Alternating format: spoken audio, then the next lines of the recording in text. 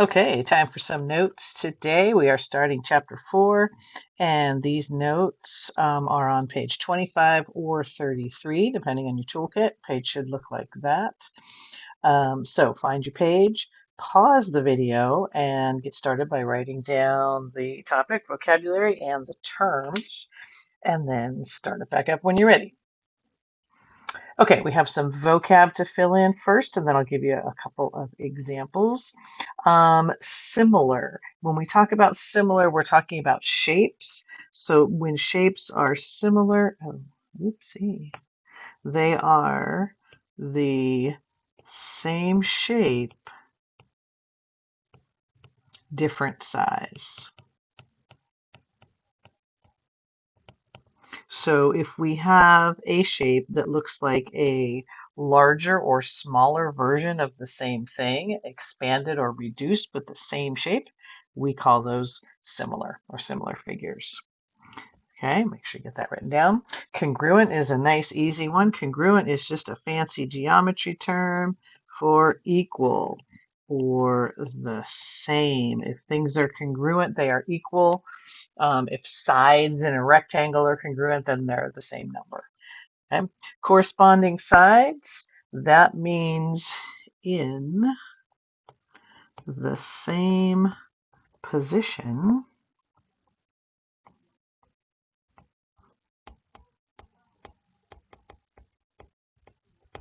Okay, we'll call it that, and I'll give you an example.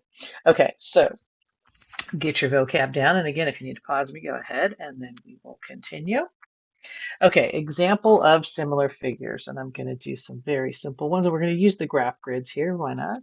And so I'm going to draw a quick little rectangle here that's 2 by 3. Let's make it 4. 3 by 4.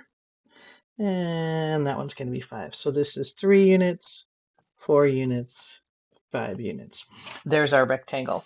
Okay, I want to make a similar figure to this one, so I'm going to expand it by making all the sides bigger. So when I do that, I'm going to start, and let's say I want to expand it by doubling it. That's a nice simple way to do that. And so 3 doubles to 1, 2, 3, 4, 5, 6, right?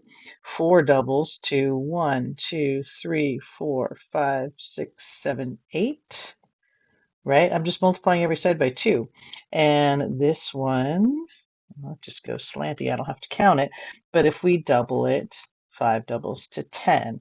So these two figures are similar, because one is a larger version of the other, or the smaller one is a smaller version of the large one. And we can tell that because every side got bigger by the same amount, right? We multiplied every side by 2. So you can recognize similar figures that way. If every side changed by the same amount, then they're similar. And we'll talk later about really more ways to do that. We're just some basic vocab today. Okay, congruent means equal. That's kind of all you need to know. If sides are the same, if things are the same length, they're congruent. I don't think we need a picture for that. But corresponding sides, yes. Okay, so let me bust out the highlighter here.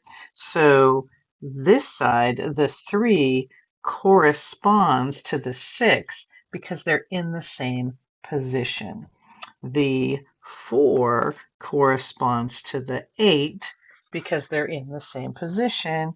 And this is like the same color. Yeah, how do I get a different color? There we go. Different color. The 5 corresponds to the 10 because they're in the same position. Okay, now here's one tricky thing. Sometimes you have a shape that turns, so it's harder to recognize the corresponding sides, but they can still be corresponding. Let's say we had this triangle,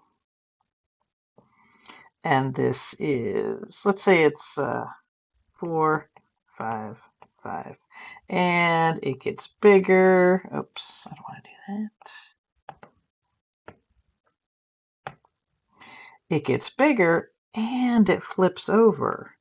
So now maybe it is 8, 10, 10, right? It doubled.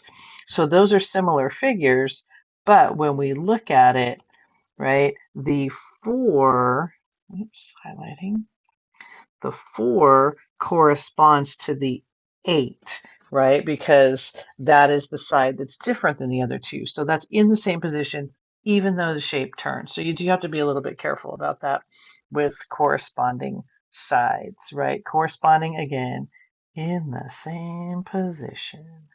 So that's what we were showing with the highlights. And that is really it for your notes.